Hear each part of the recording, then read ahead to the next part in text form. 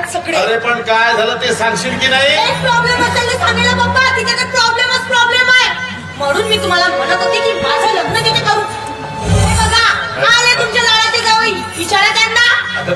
त्यांना काय विचारायचं? त्यांना काय विचारायचं मला सांग. भांडणं कुठल्या घरी नाही होत म्हणून लहानसहान गोष्टी खाताई माणसाने काय बाहेर यायचं असतं.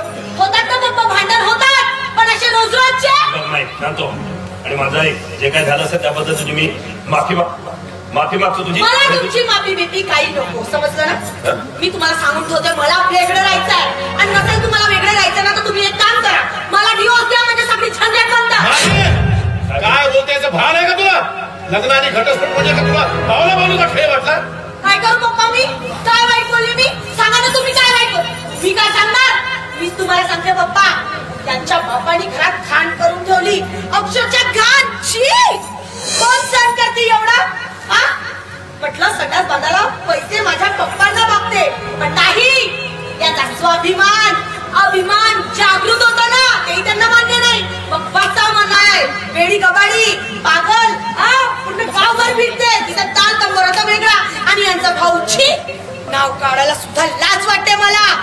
पिऊन वेळा वाकडा बोलतो, मला घालून पाडून बोलतो, आणि म्हणतो कसा माझी काही गरज नाही यांच्या घरात, काही गरज नाही. मग मला कशी आली यांची गरज? माझं काय अडलं यांच्याशिवाय? नाही. हे बघ, सगळ्यांनाच एकमेकांची गरज असते, समजलं का? हे बघ, जे काही आहे ना ते मी बघतो. तू एक काम कर, तू आधी दवायांसोबत घरी जा. नाही पप्पा, मला त्या घरात अजिबात जायचं नाहीये, म्हणजे नाही. आता चुका सगळ्यांच्या हातून होतात बेटा, सगळ्यांच्या हातून होतात. हे बघ, जे काय ते मी बघतो, तू जा यांच्यासोबत जा.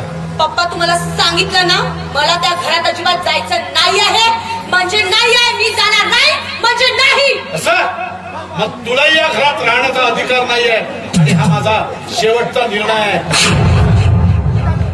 थांबा पप्पा, तुम्ही तुमचा निर्णय सांगितला, पण माझा निर्णय ऐकून नाही जाणार तुम्ही. मला जर या घरात राहायचा अधिकार नसेल तर या संसारात सुद्धा, या समाजात सुद्धा राहण्याचा अधिकार नाहीये मला. मी माझी जीवनयात्रा संपवून टाकेल. मी माझं देव कुणाला माही, कधी तू देवाला बघितलं? मला तरी नाही वाटत, कारण देवाला बघण्यासाठी निर्विकार दृष्टी असायला पाहिजे, ती तुझ्या जवळ नाही. देवाला प्रत्येकाच्या घरी जाणं शक्य नव्हतं, म्हणून त्याने मायबाप निर्माण केले, आणि अशा मायबापासोबत राहण्याचं भाग्य त्यांच्या मुलांना लाभतं, आणि ते भाग्य मी गमावू इच्छित नाही. तुला आमच्या घरी राहायचं नाही, नको राहू, खुशाल नको राहू, पण मी मात्र माझ्या मायबापांपासून कधीच वेगळं राहणार नाही, कधीच नाही. आणि हा माझा शेवटचा निर्णय आहे, माझा.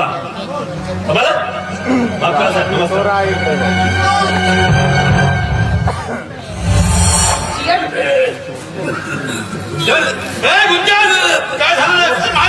माई बघा काय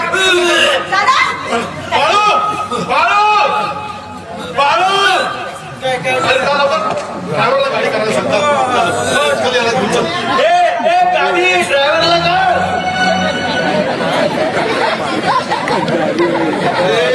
त्याला सांगतो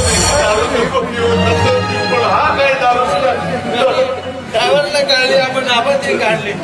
मला सांगतो